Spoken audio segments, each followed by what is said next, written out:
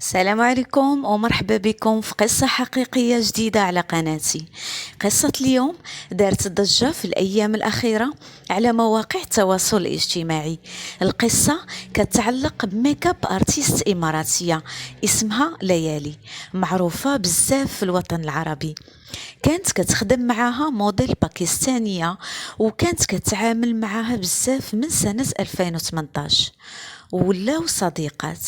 والموديل الباكستانية كانت كتمشي عند ليالي لدارها وكتدير معاها جلسات تصوير ومكياج. واحد النهار الميك اب ارتيست الاماراتيه صوبات للباكستانيه مكياج زوين ودارت ليها حفل توديع العزوبيه على اساس انها تزوجات، وشرت ليها الكثير من الهدايا قبل ما تسافر وتودع ليالي.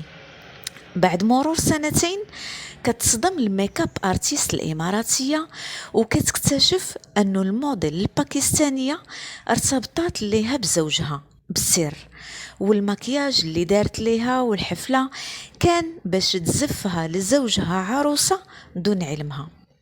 هادشي اللي وقع الليالي كنسمعوه مرارا وتكرارا، وكيفاش انه صديقتك اللي كتثيقي فيها وكتدخليها لدارك كتطعنك وتغدرك وتدي لك راجلك.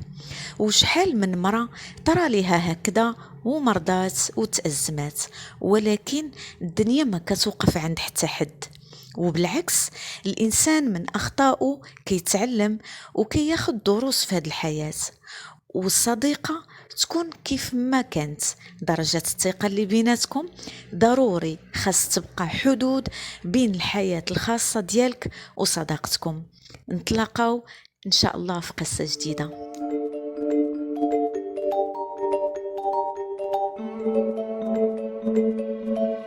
سهلة كلمة ننسى وديك صبار، كل ما نبغي ننسى جرح يزيد يكبر، بالسيف يقولوا أنا اللي مجرب كيت الحب الصعيبة قبل ما تقرب. يا واش أنا كرهت نديرها مات وتولي غير قصة كانت